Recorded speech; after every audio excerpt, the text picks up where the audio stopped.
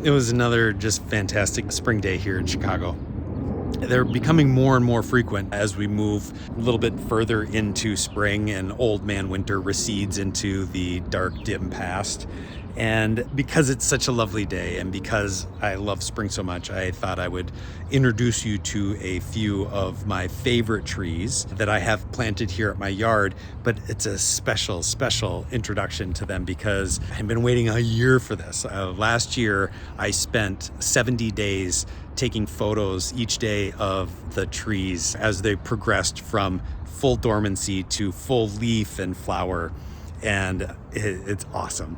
There's just this point at which all the deciduous trees in Chicago break their buds enough so that you can start to see the green below. And it just creates this green haze as you drive down the streets of all of the trees and the tree canopies.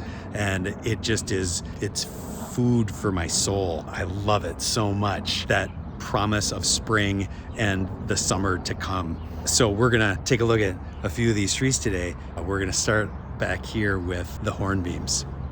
First up, we've got the hornbeam hedge. This thing is fantastic at providing screening between yourself and your neighbors. This is the straight species, so it will get quite wide if I just let it grow. But I have my arborist come in every couple of years, trims it up nice and neat. If you don't want that headache, there are other varieties like the Franz Fontaine that stays much more narrow than kind of the straight species.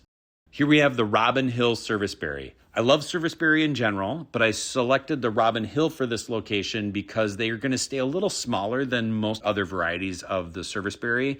These have also been trained as a single stem. Most serviceberries are going to come as a multi-stem, but you can obviously get them as single stem. They have a great flower in the spring. They have an edible fruit that you and the robins can fight for. The kindred spirit oak is a cross between the English oak and a swamp white oak.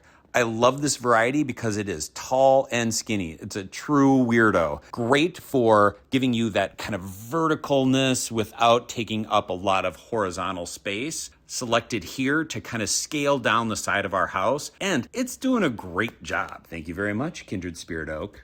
And here we have the absolute queen of our landscape trees, the Satomi Kusa dogwood. She's got great mottled bark that she shows off in the winter, beautiful green glossy leaves in the summer that turn an amazing deep red in the fall, but the real stunner is in the spring with her pink flowers that every single person in our neighborhood stops and takes photos of every year. If the Satomi is the queen, then the weeping purple beech is the court jester. This guy's a complete weirdo in the best way possible. With this amazing arching, cascading, weeping habit, just does such a great job of framing the entrance of our house. And best is his purple leaves that hold all through the summer. Just puts on a show and contrasts so nicely with everything around him.